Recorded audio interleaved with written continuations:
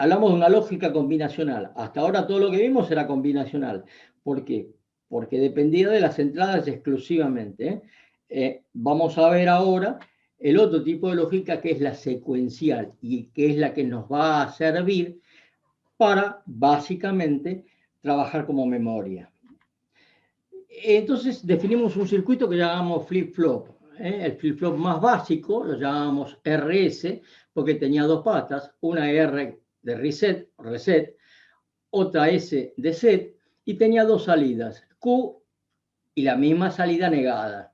Entonces decíamos que cuando yo pongo un 1 en la pata de reset, mando todas las condiciones originales. ¿Cuáles son las condiciones originales? 0 acá y 1 acá, independiente de qué entrada tenga acá. Si yo ahora pongo 0 en el reset y pongo un 1 en la pata de set, automáticamente ese 1 aparece a la salida. Y el próximo paso es, si yo mando a 0 esta entrada de set, este valor permanece. ¿Y hasta cuándo va a permanecer? Y hasta que esta pata se ponga en 1. Entonces, yo cuando quiero borrar una memoria, mando un 1 a reset y después lo mando en 0. Cuando se almacena un número que viene por la pata de set, queda almacenado hasta tanto este reset no se vaya de vuelta a 1 y me vuelva a las condiciones originales. Y esto lo que me permite es memorizar cosas. Dijimos por otra parte que este es el circuito básico. Esta sería la tabla de verdad. Tengo set y reset, qué condiciones trabajan, cómo hace para almacenar el valor, y que tenemos una condición que es inestable, que es si las dos patas están puestas en 1, y ahí puede pasar cualquier cosa dependiendo del circuito. Es decir, cualquier cosa significa que tendré un 0 o un 1 a la salida, pero nunca estoy seguro de realmente qué cosas voy a tener. Si un 0 o un 1 va a oscilar. Entonces, las únicas dos posiciones que tenemos son estas, que son las que son más prácticas, y si yo pongo un 1 en el set y se va a 1, cuando yo ponga un 0 en el set, va a mantener el estado. ¿Qué estado? El último que habíamos visto, que era este. Esto es una memoria. Un ejemplo que les di, muy básico, que se utiliza muchísimo, es un interruptor antirrebote. Cuando yo pulso un interruptor, el interruptor habitualmente, un interruptor convencional, común, es una lámina de bronce que se apoya y hace que conduzca la corriente. Pero cuando yo me fijo realmente qué sucede, la lámina ese de bronce no se apoya, sino que tiene un montón de rebotes. Después se estabiliza y queda pegada. Esos rebotes son del orden de los milisegundos. Para condiciones normales, por ejemplo, encender una luz en una habitación, no vamos a notar la diferencia. Pero si yo estoy trabajando en un sistema, un equipo electrónico, voy a ver que esos rebotes pueden hacer que me aparezcan un montón de unos a la salida. ¿Cómo lo hago? Y entonces utilizo un flip-flop, donde cuando tengo 0 acá, reseteo, cuando pongo la llave acá voy a tener un 1, voy a mandar todas las condiciones originales, y esto me va a hacer que la señal de salida sea de este tipo, es decir, me va a eliminar todos los rebotes utilizando un flip-flop. Es un circuito muy utilizado cuando uno en electrónica, porque me evita todos los problemas inherentes a los switches. Después dijimos que introdujimos un nuevo parámetro, que es el clock. Perdón, Sí, una pregunta, tengo una duda. Si sí. seguimos con esto de las presenciales, de las virtuales y eso, ¿vamos a poder hacer circuito físico? En este caso no habría ningún tipo de problema. En condiciones normales esto lo hacemos en clase. Claro, sí. En condiciones virtuales se complica un poco más. Pero en condiciones normales, este circuito lo armábamos en clase con un pequeño integradito acá y veíamos un osciloscopio. Claro, Es lo qué que hay. lástima. Disculpame, es lo que hay. Sí, sí, nada, nada, está bien. Entonces, introdujimos un nuevo sistema, porque hasta ahora todas las cosas que vimos eran asincrónicas. Es decir, sucedían cuando yo mandaba el 1, cuando mandaba el 0, sucedían cuando cuando llegaba la señal. Pero yo no quiero que suceda eso, yo quiero que todo suceda en forma escalonada cuando yo quiero que suceda. Entonces introdujimos un nuevo parámetro que era el reloj que tenía la computadora, y es el que le marca la cancha a todo el circuito. Vos hacés las cosas cuando yo te digo que las hagas. ¿Cuándo las voy a hacer? Y las voy a hacer cuando me aparezca la señal de reloj. Entonces, el circuito ese era muy simple. Lo único que poníamos, por ejemplo, en este caso, acá tenemos el circuito de SER, el RS, el flip-flop, lo que poníamos eran adelante dos compuertas. Entonces, las cosas van a suceder solamente cuando yo tenga una señal de clock. Voy a necesitar que aparezca esta señal y la señal de reset, por ejemplo, para tener un 1 acá y mandar esto a condiciones originales. Y después tendré que esperar una señal de clock para que me aparezca el pulso de set y me lleve el circuito. Entonces, o actúe el circuito. Entonces, la señal de clock habilita al circuito, habilita las entradas. Y eso me da que tengo dos grandes tipos, o flip-flop, según el sincronismo que utilicemos, sincrónicos y asincrónicos. Asincrónicos son los que no hay entrada de reloj y las cosas suceden cuando llega el pulso, y sincrónicos cuando yo estoy asociado con una señal de reloj. Y ahí yo les dije lo siguiente, les puse el ejemplo siguiente. A ver, paremos.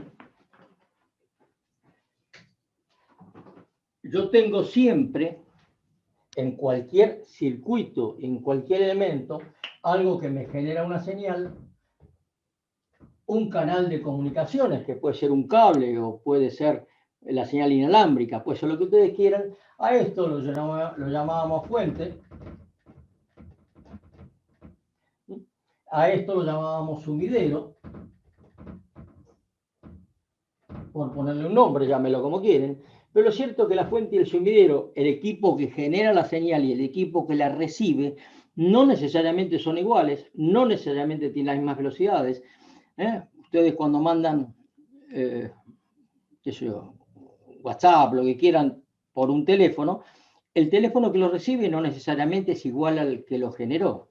Entonces, cuando yo genero una señal acá, qué sé yo, 1, 0, 1, 1, esta señal va a viajar, y cuando llegue acá, llegará como esta señal, pero si este es diferente, yo generé una señal acá, generé una señal acá, generé una señal acá, generé una señal acá.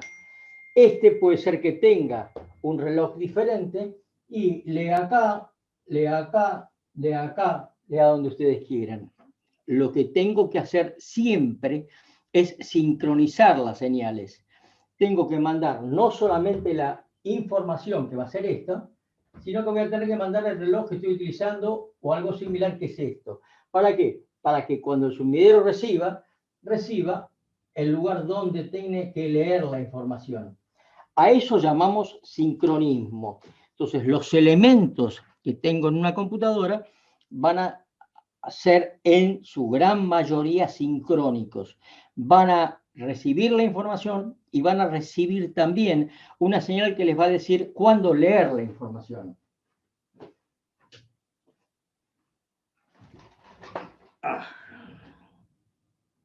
Entonces, para eso utilizamos básicamente una señal de clock. La señal de clock la vamos a ver que está desarrollada en todo el sistema. Entonces, pueden ser que los RS en general son asincrónicos, porque dijimos que había una evolución de estos, que era el JK, que no tenía esa entrada prohibida. Pero me sirven, podemos usarlos como sincrónicos, y acá definimos la primer celda de memoria. ¿Qué es una celda de memoria? Y es algo que me va ya a almacenar información. ¿Cómo estaba? Y está compuesto por algunas compuertas. Acá tenemos el flip-flop que vimos al origen. Vimos que estas señales, voy a tener una selección de entrada, salida. Este en particular es asincrónico, porque no tengo una señal de clock presente, pero lo que voy a tener es una entrada, un selector que me va a decir actúa o no actúa, si recibí la información o no recibas la información, es un buffer de 3 estados. Voy a tener una pata que me diga qué es lo que hago, o leo o escribo acá adentro, y tendré un dato de salida. La veremos así como muy básica, donde tendremos una celda de memoria, una entrada, una salida, un selector y una señal de control que me va a decir lea o escriba lo que se le puso. Dijimos que la variación de esto, es decir, la evolución de un ORS, lo llamamos JK. ¿Qué es el JK? Y es un flip-flop que está realimentado. Utiliza parte de la señal de salida como señal de entrada para evitarme la combinación de que las dos entradas, al ser uno, me dé cualquier cosa. En este caso, sé que va a oscilar, va a pasar de 0 a 1, 0 a 1, 0 a 1, dependiendo de la señal de clock que tenga. Con lo cual, elimino un elemento de indeterminación cuando hago un circuito, cuando trabajo con un circuito. Entonces, a diferencia del otro, se conmutan los valores de Q y Q siguiente. ¿Qué significan? Que oscila, pasa de 0 a 1, 0 a 1, 0 a 1, dependiendo de la velocidad del clock al cual está conectado. Vamos a otro circuito muy común y que es en realidad el que conforma la mayoría de los sistemas de memoria, que es el flip-flop tipo D. En el flip-flop tipo D es igual que lo anterior, nada más que la entrada D está invertida en la otra compuerta, la señal de clock sigue siendo la misma, que implica y que nunca voy a llegar a estos valores. Voy a tener siempre invertido, si tengo un 1 acá, tendré un 0 acá, entonces las salidas de estos circuitos van a estar invertidas. Es la celda básica de memoria, pero el flip-flop tipo D no es nada más que un flip-flop donde una de las entradas la tengo negada con respecto a la otra. Acá vemos el flip-flop maestro-esclavo, que era lo que me preguntaban hace un rato. ¿Qué es un flip-flop maestro-esclavo? Fíjense que la señal de clock está invertida. Dijimos que en este caso yo voy a actuar cuando tenga un 1 a la entrada. Entonces, cuando tenga un 1 en el clock, este circuito va a actuar, voy a tener una señal por acá y voy a tener la señal a la salida. La voy a tener a la entrada del esclavo. Pero el esclavo no va a poder actuar. ¿Por qué? Porque la entrada es un 0. Entonces, cuando venga un 0 acá, el clock va a hacer que esto se quede como estaba, tendré la salida, pero acá voy a tener un 1, con lo cual el esclavo va a recibir la información. Y lo que hice de maestro esclavo, voy pasando la información de un circuito a otro. Voy,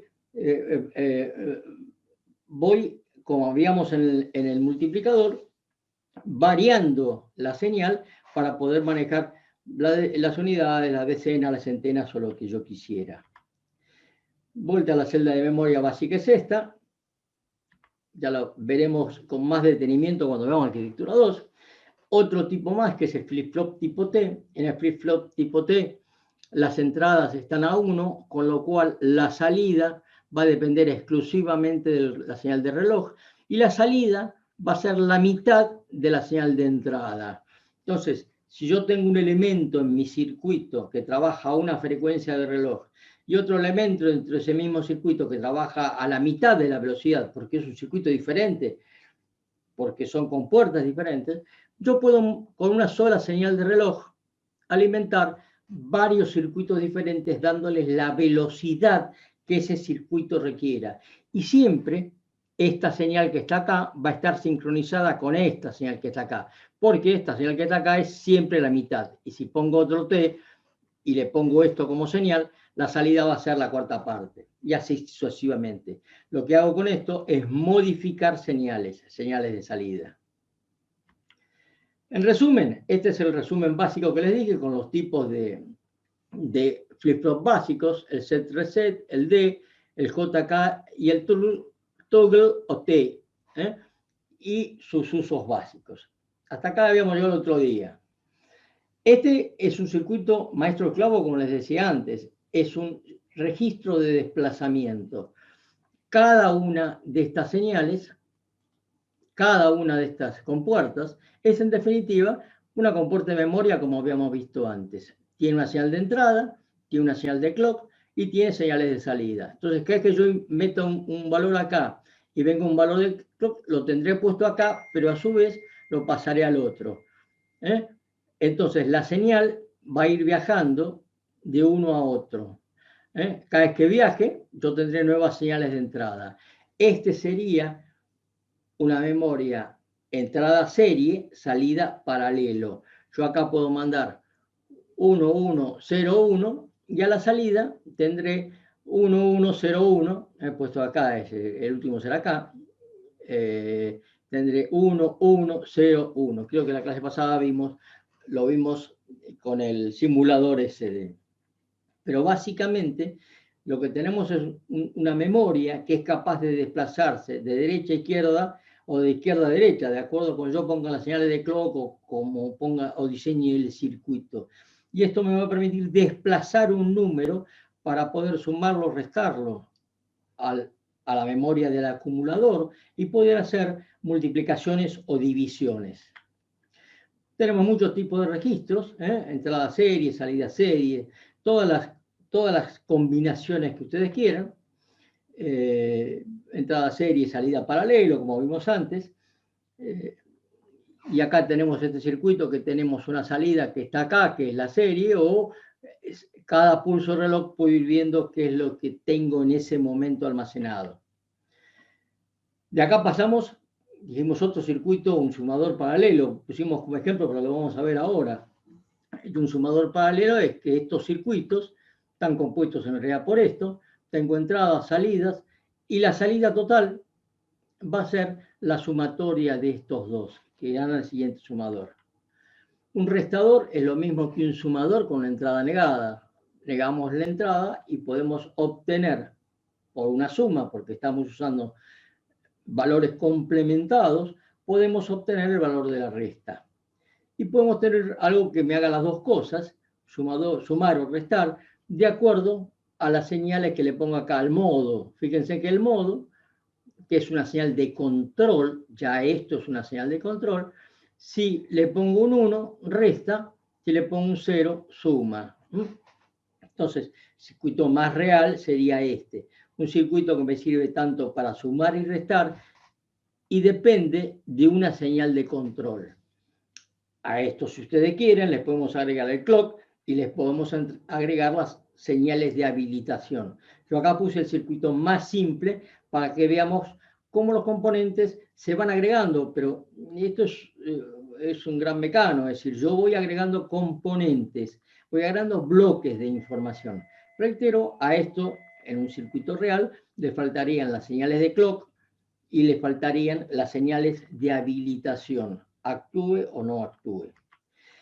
Y acá tenemos el circuito del multiplicador que vimos en la primera parte del bloque. Tenemos en el multiplicando bloques de memoria, porque esto solamente se memoriza. En el sumador vamos a tener este circuito. A esto ya lo vamos a empezar a llamar ALU, unidad aritmética y lógica. Entonces, en esta ALU, yo voy a tener sumadores, voy a tener bit de overflow si necesito, y acá tendré memorias que se puedan desplazar. ¿Por qué? Porque cada vez que hacíamos una cuenta, nosotros desplazábamos todo este número, lo desplazábamos y eliminábamos el Q sub 0, ¿no? El valor que había estado en Q sub 0. Entonces acá tenemos los sistemas, tenemos ya un sistema más o menos cercano a la realidad. Memorias, donde voy a almacenar uno de los números, memorias de desplazamiento, que voy a mover cuando yo quiera hacer una cuenta, y un sumador y restador. Acuérdense que en la multiplicación yo tenía que sumar el valor que estaba en M con el valor que estaba en el registro A y almacenar el resultado de esta cuenta en este registro, en estas memorias que llamo A. Y si teníamos un overflow, lo mandamos para acá. Y después el próximo paso era mover toda la información. Acá ya tenemos un circuito con todo lo que vimos hasta ahora que me resuelve uno de los problemas que habíamos visto en la primera parte del curso. ¿Estamos? estos circuitos tienen lo que se denominan niveles de integración. Los primeros niveles de integración, los primeros chips, los primeros circuitos integrados, equivalían a entre 10 y 100 compuertas. Es decir, las salidas me hacían lo que 100 compuertas podían hacer si las armaba en un circuito impreso. Esto ha ido por razones tecnológicas incrementándose cada vez más. Y hoy acá hay muy grande escala de integración, 10.000 y más. ¿Cuántos más? Reitero, en este momento estamos en un circuito, un procesador de una computadora en el orden de las 5 o 10.000 millones de transistores, lo cual me implicaría muchos miles de millones de transistores que integran estas compuertas. Las familias lógicas que van a encontrar, todas tienen la misma lógica, todas hacen lo mismo, lo hacen de forma ligeramente diferente. Y las más comunes es las que vimos hasta ahora, las TTL, lógica transistor-transistor, que digamos que es como si estuviera hecho con transistores bipolares, que son los transistores más comunes. Y después tenemos otras tecnologías, como la CMOS, que es la más utilizada en este momento, la SL o NMOS o PMOS. ¿En qué se diferencian? Se van a diferenciar en la potencia que consumen y en la velocidad de procesamiento. Entonces, las tensiones de alimentación de la familia lógica más simple, la TTL, por ejemplo, el circuito más simple, el primero es el TTL 7400, que son las compuertas NAND. La tensión de alimentación es 5 volt, y los niveles lógicos, que es un 0 y que es un 1. Esto, cualquier cosa que sea menor a 0,8 volt, lo va a tomar como un 0. Y cualquier cosa que sea mayor a 2,4 volt, de 2,45, lo va a tomar como un 1. Y voy a tener una zona de indeterminación entre 0,8 y 2,4 que no es aceptable para el sistema y no lo trabaja. Pero vos me dijiste que un 0 volt, ¿y por qué tengo 0,8 volt? Ah, por el ruido, porque puede ser que el ruido, cuando se introduce en un circuito, me genere un valor no deseado, un valor que yo no genere. Entonces, esto dice, bueno, esto admite hasta un ruido de 0,8 volt. Cualquier circuito que haga ruido de 0,8 volt es un circuito que no funciona, evidentemente. Yo voy a tratar de trabajar sin ruido eléctrico dentro del circuito. Acá dijimos que el código identificador es 74, estos dos primeros números. Para los comerciales, 54 es para los de diseño militar y industriales. La diferencia es que tienen menor cantidad de fallas, los 54, menor cantidad de fallas, y admiten un rango de temperaturas mucho más alto y cuestan muchísimo más, con lo cual realmente son poco utilizados normalmente. Tenemos Una varios. pregunta. Sí. Con Vale. respecto a los chips, ¿de qué material están fabricados generalmente? Arena, silicio. El chip es silicio al cual vos le agregas lo que se denominan impurezas. Entonces desarrollan un circuito equivalente a un transistor, o sea, también algo de silicio, donde vos le metes impurezas. Y eso te permite, las impurezas, de acuerdo a cómo las polarizás dentro del circuito, te van a permitir el pasaje o no de corriente. Pero los chips en sí están hechos adentro de arena y de afuera son de plástico para poder manipularlos. Pero el elemento básico de esto es el silicio. Muchas gracias. Listo. Va a tener diferentes tipos de TTL, estándar, de baja potencia, Scottish, baja potencia. Son variaciones dentro del mismo sistema. Vamos a ver ahora después dónde los vemos eso. Y las velocidades, fíjense que van a depender, las velocidades de procesamiento. ¿Cuánto es el tiempo que desde que yo le meto una señal a una compuerta hasta que tengo la salida? Dependerá del tipo, pero fíjense que va desde 1,5 nanosegundos hasta 10 nanosegundos. Este de baja potencia consume poca corriente, pero es mucho más lento que este. Pues un nanosegundo. ¿Qué es un nanosegundo? Es 10 a la menos 9 segundos. Sí, pero estás a la misma velocidad del clock de una computadora moderna. Estás en parámetros muy similares. Con lo cual, cada una de estas subfamilias me van a permitir hacer cosas específicas. La diferencia es que unos son más rápidos que los otros y otros trabajan con menos potencia. Entonces, de acuerdo a cuál sea el parámetro de diseño, yo lo que quiero es consumir poca potencia o ser una computadora más rápida, utilizarán una u otra de estas subfamilias. ¿Cuánto consumen? Y fíjense que pueden consumir desde 1 miliwatt hasta 20 miliwatts.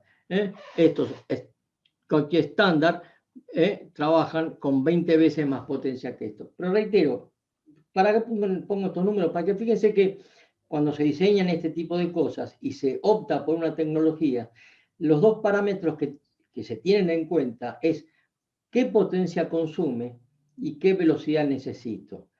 Y cuando hablo de potencia, hablo de corriente y tensión. El resultado de meterle potencia a un circuito y que resuelva es calor. Nadie puede tocar en este momento un microprocesador. Si uno desarma una computadora y quiere tocar el microprocesador, va a ver que el microprocesador está a 60 o 70 grados de temperatura. Por eso llevan disipadores.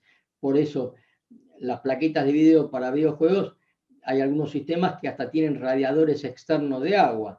¿Por qué? Porque trabajan con mucha potencia, porque al trabajar con mucha potencia aumentan la velocidad, pero dependerá de cada circuito en particular.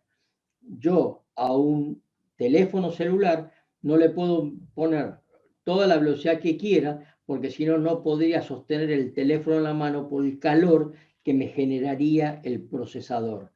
Ese tipo de cosas son las que se tienen en cuenta cuando existen este tipo de diseño. Bueno, esto lo vimos. Este es el ejemplo clásico de un chip. Reitero, seguimos con el mismo 7400 de siempre. Es el más simple. Yo calculo hace rato que no vi uno de estos, pero es difícil conseguirlo porque hoy ya conseguimos los chips que conseguimos son mucho más evolucionados.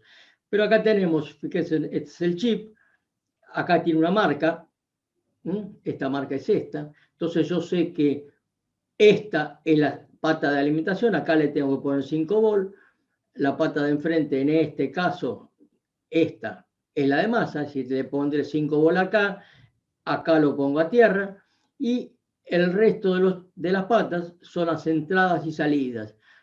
Por ejemplo, esta es esta entrada, esta es esta, y la salida de este circuito es esta. Estas tres patas me hacen una compuerta NAND. Profe, ¿Cómo ¿en dónde se sabemos? usan? Sí, dale. ¿En dónde se usan? ¿Cómo? Tengo una pregunta sobre el chip. ¿En dónde se usan ese tipo de chips? ¿Cuándo En se usaban? cualquier circuito que vos diseñes. Si vos querías diseñar, lo que pasa es que estos son circuitos de bajo nivel de integración y los puse como ejemplo para ver qué eran. Pero cuando vos querías diseñar cualquiera de los circuitos que vimos y necesitabas compuertas, usabas las patas de este circuito y después al lado ponías otro circuito que tuviera otro tipo de compuertas y cableabas todo.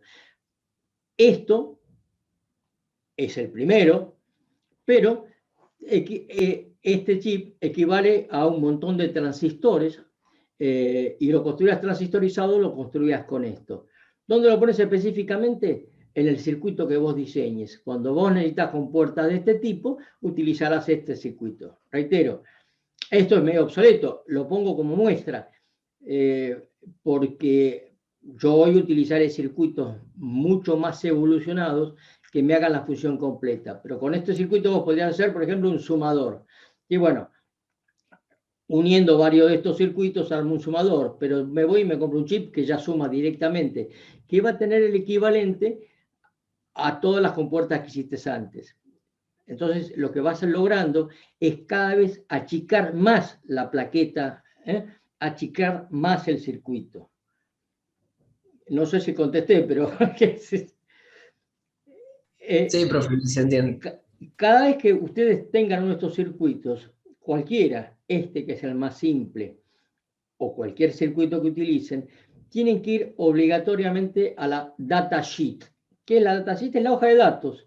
De cada uno de los circuitos yo pido una hoja de datos y la hoja de datos me va a traer entre varias las configuraciones físicas. Este mismo circuito lo puedo comprar, lo podía comprar de diferentes formas, con equipos que tengan acá 14 patas, otros que tienen otro packaging, otros que eran cuadrados. Este es el circuito real del circuito que me presenta ese circuito. Son los datos de ese mismo integrado. Estos antes aparecían en manuales, hoy día están en internet de cualquier lado. Uno pone datasheet TTL 7400 y le va a saltar algo de este tipo. Les van a traer también el circuito equivalente hecho en transistores. Este es el circuito equivalente a esto. Entonces les va a traer el circuito equivalente y le va a traer los parámetros de trabajo, cuál es la velocidad, cuál es la corriente que están consumiendo, cuál es la velocidad que tienen, qué es lo que no tengo que pasarme, qué sé yo. Por ejemplo, acá este dice, no lo veo, qué tensión máxima es, y tensión máxima es de 5,4 volts, más de 5,4 volts se quema. La datasheet me va a dar los valores del circuito integrado. Un 7402 es esto, fíjense, son compuertas NOR. Un 7410 son compuertas NAND, pero las compuertas NAND ahora tienen 3 entradas. Antes la compuerta del 7400 tenía 2, esta ya tiene 3. Y así vamos a ver la enorme cantidad de circuitos, los varios miles de circuitos integrados que tenemos para este tipo. Las familias CMOS, como dijimos, trabaja con menos potencia. Es mucho más alto el rango de tensión que puede trabajar, de 3 a 18 volts. La CMOS habitualmente trabaja con 3,3 volts. Y lo que tiene, la diferencia es que le agrega a la misma familia TTL una C, diciendo que este es el CMOS y que equivale al circuito TTL 7404. Yo podría utilizar uno u otro. Lo que pasa es que en general utilizaré o TTL o CMOS, todos TTL o todos CMOS, porque si no voy a necesitar adaptadores para pasar de una tecnología a otra. Y los adaptadores también son otros circuitos que se agregan al sistema. Hoy es muy habitual trabajar en la misma plaqueta con tensiones, con integrados que trabajan con 5 volts y otros que trabajan con 3,3 volts, pero hay adaptadores, hay sistemas que me permiten adaptar una tensión a otra sin mayor problema. El único problema es la electricidad estática, hay que trabajarlo con determinado cuidado, puestos a masa, pero bueno, tienen la gran ventaja que trabajan con menos potencia, son rápidos, son muy baratos. Las tensiones de trabajo que van a encontrar en este momento, aquellos que metan la mano en un Arduino, pueden ser 3,3, 5 o 1,8 volts. Dependerá del circuito que estén utilizando, del chip que estén utilizando. Por ejemplo, el Arduino tiene 2 salidas de tensión para alimentar circuitos, de 5 volts y de 3,3. Entonces depende de lo que ustedes agreguen en el circuito que estén diseñando como interfaces afuera del Arduino. Tendrán que poner o no tendrán que poner adaptadores de tensión o adaptadores de impedancia. No agregan y cambian demasiado, pero uno no necesariamente tiene siempre el circuito integrado que quiere, y como somos argentinos, nos arreglamos con lo que encontramos. Las descargas electrostáticas, es decir, son una fuente complicada en los CMOS. No podemos trabajar cerca donde haya grandes campos electromagnéticos. Es decir, donde hay grandes campos electromagnéticos, qué sé yo, cerca de una radio, de la antena de una radio. Si una radio de AM o de radio de FM generan campos electromagnéticos muy grandes, y esos campos electromagnéticos muy grandes pueden hacer que se me queme el circuito antes de conectarlo. Después aparecen, antes hablamos de unos circuitos que yo podía quemar los que podía quemar unos fusibles y hacía un circuito genérico. La evolución de esos FAS programables son las FPGA, que son circuitos que, aparte de tener las compuertas lógicas que habíamos visto antes, tienen sistemas que pueden ser programables, es decir, algunos microprogramadores. Entonces, un circuito de este tipo me va a hacer todo lo que vimos, es la evolución. Tiene no solamente compuertas, sino que a las compuertas le agrega bloques lógicos que me van a ejecutar algún tipo de acciones programadas por programa, no con señales ceros y unos, sino la resolución de un programa que yo cargo en estas celdas lógicas. Son más complicados de programar, pero son una solución a veces para una enorme cantidad de cosas. Preguntas hasta acá. O sea, la única diferencia que tiene el PLA del FPGA es que tiene estos, ¿cómo se llama? Bloques lógicos, donde cargo el programa para lo que el uso que le quiera dar, digamos.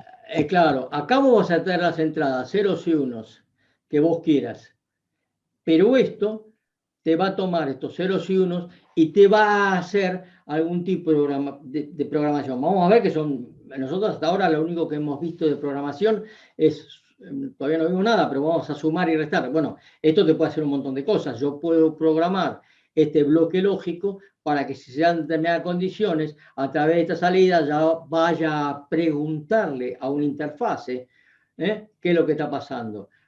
Por ejemplo, si yo quiero hacer un vivero, puedo decir que de acuerdo que estas entradas midan temperatura, y de acuerdo a la temperatura que miden estas entradas, si supera lo de 30, que supera 25 grados, 30 grados, este bloque lógico me genera una señal que me diga que esta salida me prenda un motor. Vos lo podrías hacer con compuertas, ¿no? Pero es mucho más simple programarlo. Es la evolución. Para algunas cosas simples voy a usar compuertas, cuando evolucione voy a utilizar compuertas y sistemas lógicos.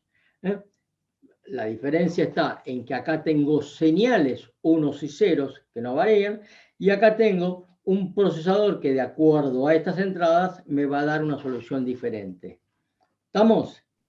Bien, muchas gracias. No son fáciles de trabajar, lo digo por experiencia, pero porque son difíciles de programar, es complicado programarlas. Hay otras soluciones en la actualidad más baratas. Hay soluciones más simples en este momento, pero es una solución importante porque son muy robustos, pueden ir en cualquier lado y me van a permitir hacer cosas que de otra forma no podría hacer. La plaqueta básica es esta, este es un FPGA, son los conectores. Fíjense que acá lo que tiene directamente es un conector como los que tenemos nosotros comúnmente, un puerto de entrada común, y esto termina en este tipo de circuito integrado. Fíjense que ya ahora no tenemos dos patitas de entrada y una patita de salida, ya vamos a tener una enorme cantidad de conexiones de entrada y una conexión de salida. Pero es la evolución de lo que estuvimos viendo. A veces voy a utilizar compuertas y a veces voy a utilizar este tipo de circuitos cuando yo quiero hacer cosas que sean cada vez más evolucionadas. ¿Estamos? Profe, le hago una pregunta con respecto a la imagen. Vamos. Veo que hay algunos pines que, bueno, están conectados obviamente, pero hay algunos que no, que digamos que estaban en la anterior foto, que no estaban conectados, digamos que estaban solamente soldados. ¿A qué corresponde, digamos? ¿Qué funciones tienen esos pines que no están conectados? ¿Esta de acá? No. La que estaba el circuito integrado, pero en grande, digamos. ¿Estos? No. La anterior, bueno. ¿Esta? Esa. No, hay algunos acá, que están conectados y otros que no. ¿Eso a qué se debe? No siempre lo que estás viendo es la realidad. ¿Por qué? Las plaquetas de circuito impreso, es decir, la parte verde de acá, Sí. son multicapa. En realidad, cualquier sistema más o menos moderno tiene 3 o 4 circuitos impresos soldados. Y el camino eléctrico no es el que estás viendo, es capaz que abajo hay otra plaqueta que me está haciendo un camino eléctrico diferente. Listo. Por eso es muy difícil a veces reparar un circuito de este tipo. ¿Por qué? Y porque cuando vos le metés calor a esto, el circuito que está debajo de este principal se puede llegar a mover y cortarse la conexión eléctrica. ¿Cuántas plaquetas de estas puedes apilar? Y puedes apilar hasta 20 o 30 plaquetas. Son muchas. ¿Y qué te evita esto? Y fíjate que tenés una enorme cantidad de salida, entonces vos tenés que conectar una enorme cantidad de cosas. Hacer un circuito, se llama multilayer, multicapa, te permite hacer circuitos que si yo tuviera que hacerlo en una sola plaqueta, con una sola capa, sería, no sé, un circuito de 1 metro por 1 metro. Y esto es capaz que tenga un circuito que es 5 centímetros por 5 centímetros. Pero lo que no tengo en superficie lo tengo en apilamiento. Y el apilamiento va a ser de que sea realmente difícil. Este tipo de cosas se denomina soldarse por ola. Vos al circuito completo, una vez que lo armaste, para soldarlo lo metés sobre estaño fundido. No es que le metas calor en cada punto de soldadura, sino que todo se suelda en el mismo momento, con lo cual la cantidad de calor que absorbe el circuito es mucho menor. Ese es uno de los problemas a veces de reparar cosas de este tipo. Sale mucho más barato cambiar todo el circuito, toda la plaqueta, que intentar reparar la plaqueta que tengo instalada. Porque aparte de reparar una plaqueta implica una enorme cantidad de horas de mano de obra, entonces puede ser es más barato a veces cambiar que reparar. Este es ese mismo circuito anterior, pero encapsulado, es decir, metido dentro de la barrita y listo para trabajar y soldado. ¿Estamos? Muy bien. ¿Preguntas hasta acá? ¿Hay alguno despierto? Bueno, ¿qué vamos a empezar a ver? No, profe, no hay preguntas, profe. Se va entendiendo. Es demasiado claro esto, me asusta. Vamos a empezar a hablar un poco de computadoras. Las computadoras, esas donde, frente a las que están ustedes, el teléfono que tienen ustedes en este momento, que es una computadora de mano, pero es una computadora, tienen o se rigen en 2 modelos básicos. A uno se lo denomina modelo von Neumann y a otro se lo denomina modelo Harvard. Este modelo von Neumann nació poco antes que este modelo Harvard, son 2 escuelas diferentes y hacen básicamente 2 cosas diferentes. Este von Neumann era un ingeniero que trabajó en el proyecto de la bomba atómica, y esta computadora, la primera computadora con este modelo de trabajo, la hicieron para resolver cálculos de eso. Eran computadoras que eran valvulares, utilizaban válvulas, era una cosa enorme, galpones y galpones llenos de válvulas que hoy tienen menos potencia que el teléfono celular que tenemos, que usamos. Pero básicamente este modelo von Neumann va a tener una unidad de entrada que va a tomar los datos que yo le cargue, una unidad de salida, va a tener una memoria, va a tener una unidad aritmética y lógica que va a hacer las cuentas y una unidad de control que le va a ordenar a cada uno qué hacer y cuándo hacerlo. Existe otro modelo, que es el modelo Harvard, donde yo voy a tener la unidad de control acá y voy a tener asociada a la unidad aritmética y lógica y la unidad de entrada y salida, y voy a tener 2 memorias. Una memoria donde voy a cargar los programas que voy a ejecutar y una memoria de datos donde voy a ir guardando los datos que voy utilizando permanentemente. La diferencia de esto, básicamente, es que el modelo von Neumann se utiliza en los microprocesadores y el modelo Harvard en los microcontroladores. ¿Cuál es la diferencia? Microprocesador es lo que ustedes tienen en la computadora, que necesita un montón de plaquetas o bloques accesorios para recibir y generar señales, pero es muy potente haciendo cálculos. Mientras que el modelo Harvard se utiliza en los microcontroladores, que tienen mucha potencia para conectarse con el exterior. Si alguno tiene a mano, por ejemplo, el teléfono tiene un reloj electrónico, un reloj común, tiene un microcontrolador, una computadora que es capaz de manejar datos con mucha rapidez porque aísla los programas de los datos, es capaz de resolver una pequeña cantidad de situaciones, pero muy rápido y muy fácil de conectarse al exterior. Mientras que la computadora puede hacer una enorme cantidad de cálculos, pero le cuesta más trabajo conseguir y sacar los datos. Este es el modelo de ese circuito Arduino que hemos mencionado varias veces. El Arduino tiene un microcontrolador, mientras que la computadora tiene un microprocesador. Yo con el Arduino puedo hacer un proyecto para conectar cosas en forma muy simple, como lo que decíamos antes. Si yo quiero controlar la temperatura, la humedad de un invernadero, regar cuando está seco y prender un ventilador cuando hace mucho calor o prender una estufa cuando hace frío, son pocas acciones muy simples. Voy a utilizar un microcontrolador que va a tener este modelo. Si yo quiero hacer cálculos, quiero transmitir información, quiero guardar, quiero almacenar, quiero utilizar aplicaciones como esta de Zoom, voy a utilizar, o mi procesador va a tener este modelo. Los dos son para nosotros computadoras, son procesadores de sistemas. Tienen usos específicos. Este es mucho más caro porque maneja mayor cantidad de datos. Este es más barato porque es más rápido, pero maneja menor cantidad de cosas. El modelo que vamos a ver en este curso es básicamente el modelo von Neumann, en este y el curso que sigue. Es el modelo von Neumann. ¿Cuál es el problema del modelo von Neumann?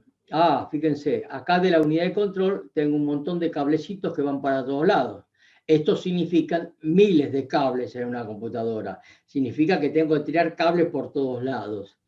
Entonces, a este modelo von Neumann, el modelo von Neumann tiene una evolución, que es el modelo von Neumann con bus. ¿Qué es un bus? Un bus es un canal de datos. Es decir, yo voy a tener los mismos bloques que tenía antes, pero ahora esos bloques los voy a conectar a través de cables. ¿Qué tipo de cables? Bueno, cada bus va a tener 3 tipos de cables diferentes. Uno que va a manejar los datos que vayan de un lado a otro, los ceros y unos. Un bus de direcciones. ¿Direcciones de qué? Direcciones de la memoria, o direcciones de dónde voy a almacenar lo que venga por acá. Entonces, esta CPU, el procesador, cuando genere una señal, va a generar datos. Por ejemplo, quiero almacenar algo en la memoria. ¿Qué me va a decir la CPU? Almacename estos datos en esta posición de memoria, y con esta señal, con este bus de control, me va a decir lee, escribí, borra, o me va a decir qué es lo que tengo que hacer. Es el controlador. Entonces, este es el modelo de computadora que tienen ustedes. Es el modelo de computadora más básico. Esto es lo básico de lo básico. Pero básicamente una computadora para mí va a tener una CPU, una central de procesos, donde van a estar la ALU, la unidad aritmética y lógica, la que va a hacer cuentas, donde van a estar los registros que vimos hasta ahora, las memorias de trabajo, y que van a tener un bloque de señales de control que va a ser el que va a decir qué es lo que hay que hacer o cuándo hay que hacerlo. Tendré un bloque de memoria. Esta se llama memoria principal, es la RAM de la máquina, donde yo voy a almacenar los programas y los datos. Y tendré un bloque de entrada y salida para conectarme con el exterior, porque acá estaré conectado con el teclado, por acá estaré conectado con el disco rígido, o acá conectaré el pendrive que estoy utilizando. Pero todos esos elementos que hablamos son mucho más lentos que estos otros. Entonces, los voy a poner a través de una entrada y salida y van a ser asincrónicos con respecto a esto. Entonces, acá tenemos ya las partes básicas del sistema. Tenemos una CPU que es la que tiene la unidad aritmética y lógica, los registros y el control, un bloque de memoria, que está separado de memoria principal. Acá voy a tener otro bloque de memoria, pero son memorias de trabajo, memorias que voy a utilizar para hacer los cálculos. Y acá tendré una memoria donde almacenaré los programas y los datos. Y tendré un bloque de entrada y salida que me van a permitir conectarme con el exterior. Todo esto está hecho con compuertas. Y las compuertas, en definitiva, están hechas con el equivalente a transistores. Este sería también un diagrama muy simple de una computadora actual. No actual, no, ya eso de una punta de años, pero fíjense que yo tengo acá el sistema que yo les decía.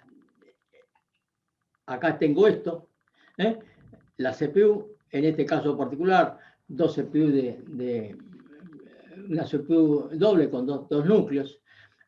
Tengo bases que se comunican y tengo bases que van a diferentes partes.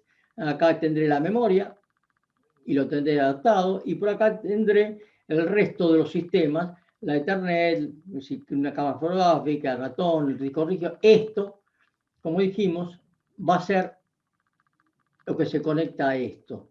Esta parte de memoria va a ser esta parte. Acá tendremos una plaqueta gráfica. Y vale la pena informar, tenemos varios tipos de memoria que vamos a utilizar.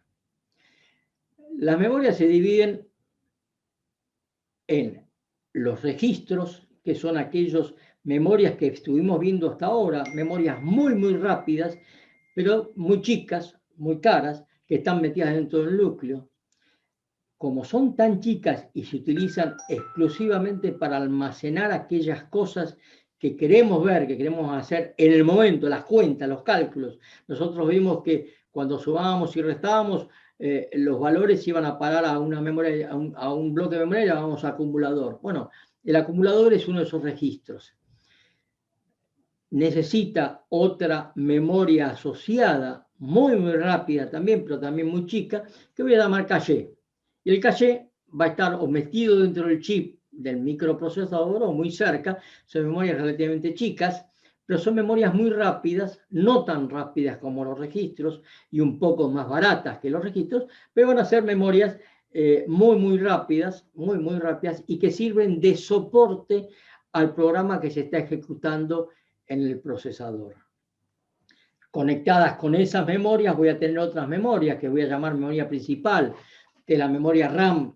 Cuando ustedes compran una computadora y se le pongo, no sé, 2 GB, 4 GB, 8 GB, 12 GB, le pongo la RAM que me alcance la plata, que van a ser aquellas que me van a permitir agilizar los programas.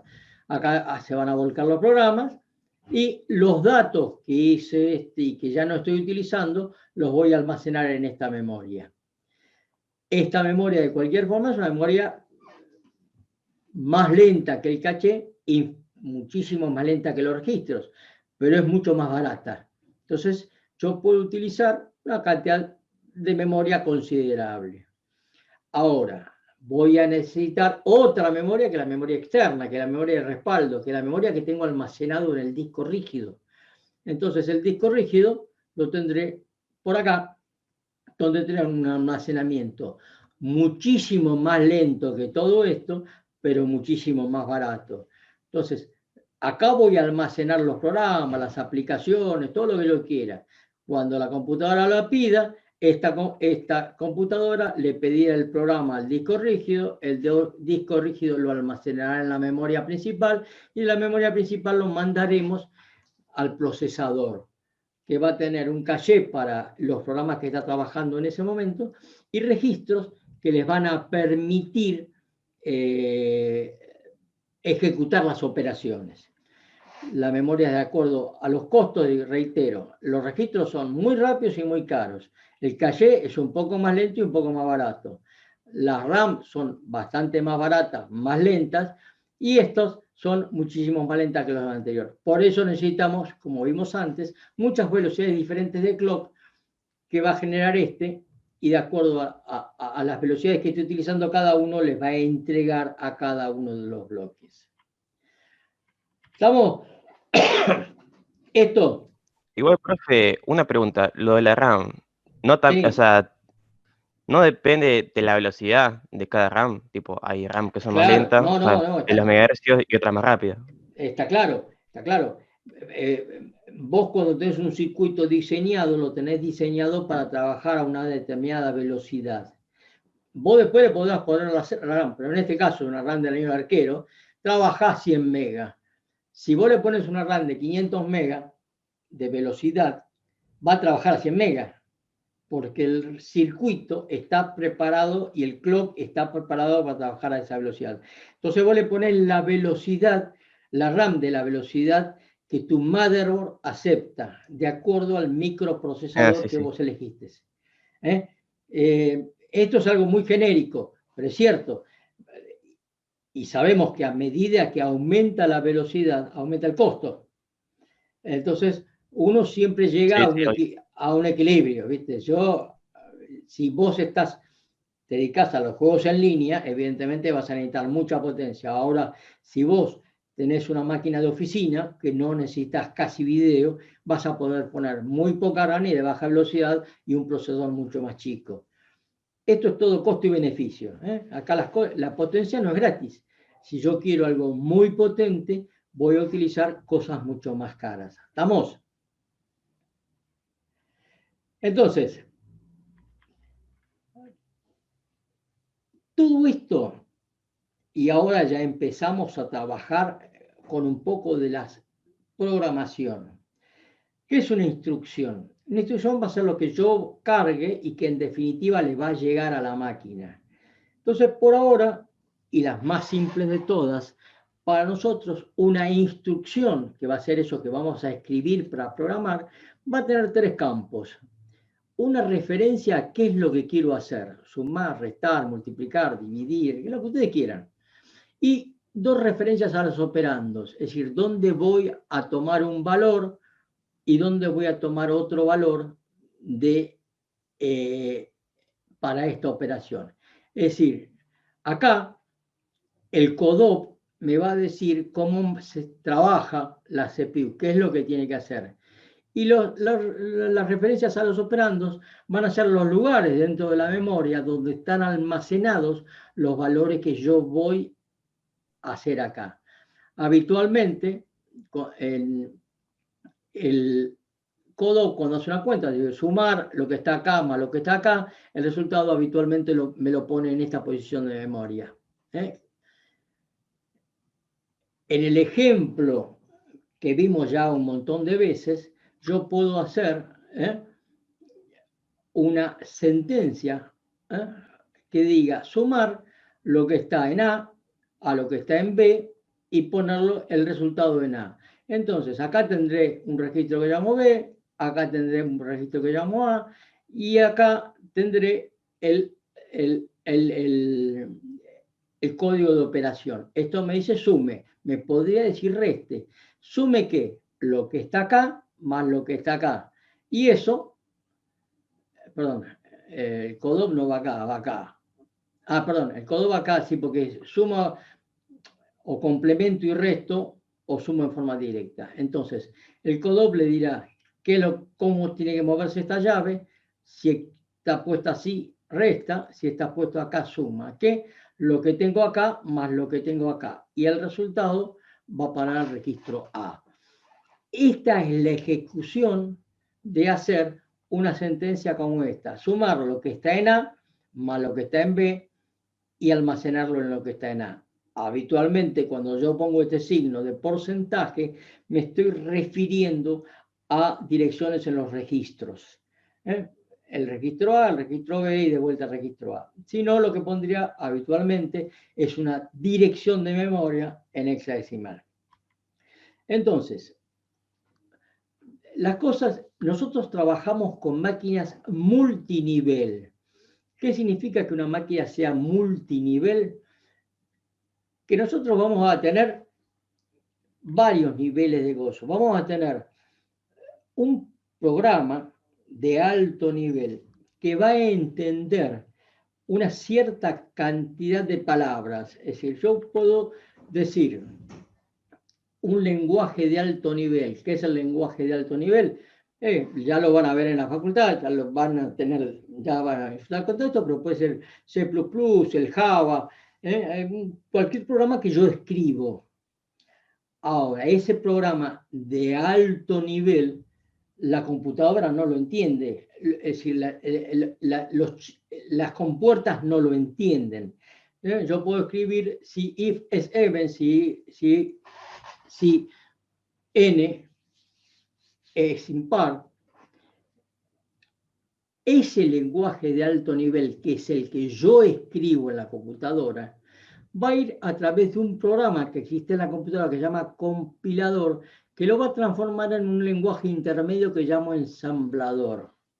Ese lenguaje ensamblador es exactamente esto, pero algo que entienda mucho más la máquina, algo que me permita hacer sentencias más simples.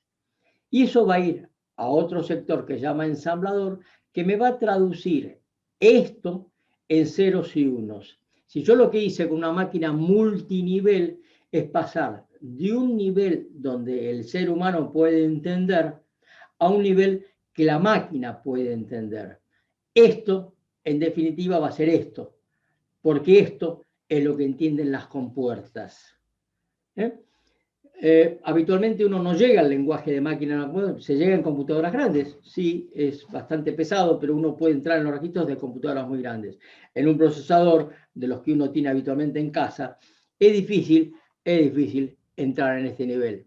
Es posible, pero un programa tiene tantas líneas de código de alto nivel, es decir, imagínense que este programa puede tener, un programa como el Word, que eso puede tener muchos millones de sentencias de este tipo. Cada una de esas sentencias se tendrá que transformar en algo más simple que la máquina pueda traducir para utilizarlo en las compuertas que en definitiva es lo que la máquina tiene o la máquina utiliza. Entonces, yo tendré un lenguaje simbólico y tendré un lenguaje de máquina. Lo que tendré que hacer es, de ese lenguaje simbólico, ¿qué es lo que utiliza la máquina para traducir? Traducirá ese lenguaje ensamblador en un lenguaje de máquina. Yo habitualmente voy a llegar hasta el nivel de lenguaje de assembler, de ensamblador, porque esto es lo que va a trabajar, voy a poder programar en assembler, con lo cual, si ustedes programan en assembler, evitan este paso de la computadora, pero no necesariamente es tan simple y tan rápido. ¿La máquina trabaja más rápido si yo trabajo en assembler? Sí. ¿Es infinitamente más complicado? Sí, porque yo prefiero utilizar un lenguaje de alto nivel, porque cuando un lenguaje de alto nivel, cuando digo, por ejemplo, sumar, puede ser que el ensamblador sea, esto es una línea de código, pero estas sean 5 líneas de código, porque sumar implica hacer muchas operaciones, implica buscar a la memoria, implica meter en registro, implica sumar, implica guardar el valor. Yo acá no digo haga todo eso, yo acá digo sume. Este lenguaje ensamblador va a dividir estas sentencias en las sentencias básicas de la máquina y después voy a tener una parte que me va a traducir cada una de estas sentencias en el lenguaje que realmente utiliza la máquina. Y acá empezamos con los registros. ¿Qué son los registros?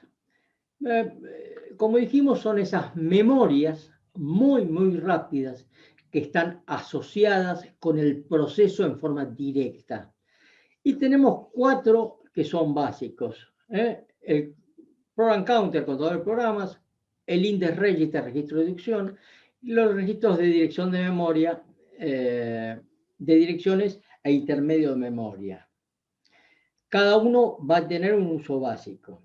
Y reitero, esta es la base. Después vamos a ver que estos registros pueden llegar a cambiar de nombre de acuerdo al procesador que estén utilizando. Pero es el mismo santo con otro vestido. Es decir, vamos a tener registros que ejecuten cosas. ¿Qué ejecutan?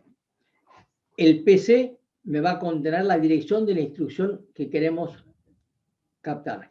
El IR va a tomar esa instrucción que está en binario y va a cargar al sistema de control para que ejecute la acción. Y voy a tener un registro que está asociado con el bus de memoria y otro registro que está asociado con el bus de datos para amplificarlos.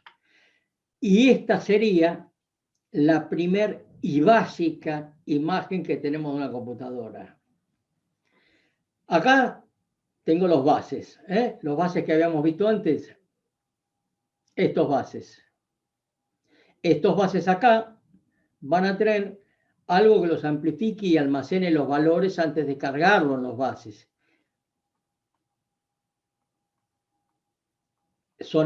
Estos son lo que va a almacenar Memory Address Register, Memory Buffer Register, por acá vendrán los datos, y por acá saldrán las direcciones donde tengo que almacenar esos datos. Y voy a tener estos, por ahora, 3 registros muy chiquititos que veo acá, el PC y el R que lo vimos recién, Program Counter. Acá se va a almacenar la dirección de la memoria donde está lo que voy a ejecutar, por eso lo tengo asociado directamente con el Memory Address Register, y acá se va a almacenar la instrucción. ¿Qué se va a almacenar? Se va a almacenar esto. El codo, las referencias a los operandos y la referencia a los 12 operandos. Entonces, acá voy a almacenar qué es lo que quiero hacer. Y le voy a decir a la unidad de control qué es lo que tiene que hacer. Y esta unidad de control cargará con estos valores a la unidad de aritmética y lógica y almacenará la información de respuesta en este otro registro que llamamos acumulador. La unidad de control tiene un montón de señales, genera un montón de señales. Estas de acá. ¿Qué son estas señales? Y esas señales van a parar a buffer de 3 estados. Yo voy a, de todas estas líneas, conectar una sola por vez. Si yo quiero conectar esta línea, por ejemplo, la señal de control será la C11 acá. Si yo quiero conectar esta línea con esto, la unidad de control será la C3. La unidad de control va a dirigir todo el sistema con el reloj maestro que tiene, y este entregará no solamente las señales de control, sino las señales de reloj. Esta, pasemos un segundito. ¿Estamos hasta acá?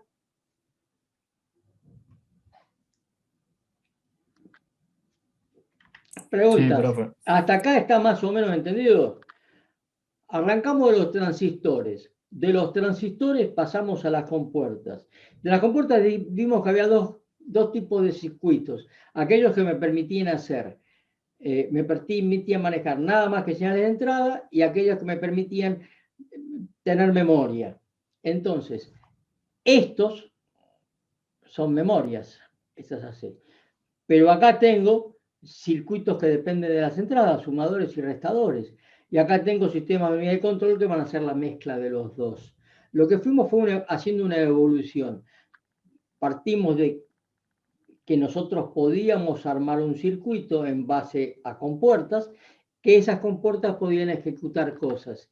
2 grandes bloques, las memorias y los circuitos ejecutores de acciones que no dependen de las entradas. ¿Estamos hasta acá? ¿Por qué? Porque me parece que ya a esta altura del partido, no sé si los tengo como para ver un ejemplo. Vamos a verlo muy por arriba. Por ejemplo, yo digo que tengo un circuito muy básico, que tengo un acumulador, tengo un contador de programas y tengo un índice register. Dijimos que yo voy a tener un program counter donde voy a almacenar la dirección de la instrucción. ¿Para qué? Para ir a buscarla a la memoria. La memoria, supongamos que es la memoria principal, está subdividida numéricamente. Entonces, tendré una parte donde cargaré el programa, tendré otra parte donde cargaré los datos. Donde voy a ir a buscar la sentencia lo voy a poner en el program counter. Y el program counter, contador de programas, cada vez que pase una sentencia se va a incrementar en un valor. Si voy a empezar por el 300, una vez que ejecute lo que haya acá, saltaré al 301, una vez que ejecute acá, saltaré al 302. El index register me va a servir para decodificar lo que quiero hacer. El acumulador me servirá para guardar los valores que estoy trabajando. Por ejemplo, quiero hacer, a ver,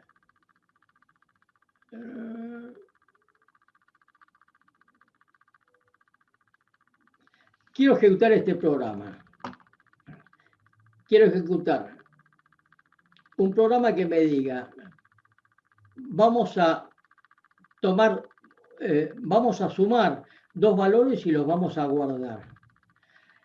Por ejemplo, yo quiero sumar lo que haya en la dirección 940 con el contenido de la dirección 941 y almacenar el resultado de esta en la última posición. ¿En dónde?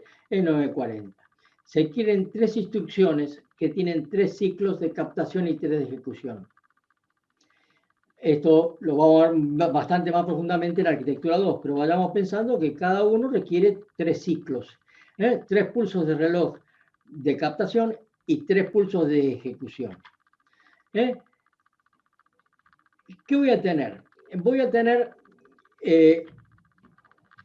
este va a ser el programa. Yo voy a decir, cargar, porque el CODOC, que es esto, a ver si por algún lado tengo la... ¿Qué me basé? Me basé en este tipo de sentencia. La sentencia es más simple, no tengo este otro acá, sino nada más que tengo el código de operación y la referencia al operando de esa aplicación. Entonces,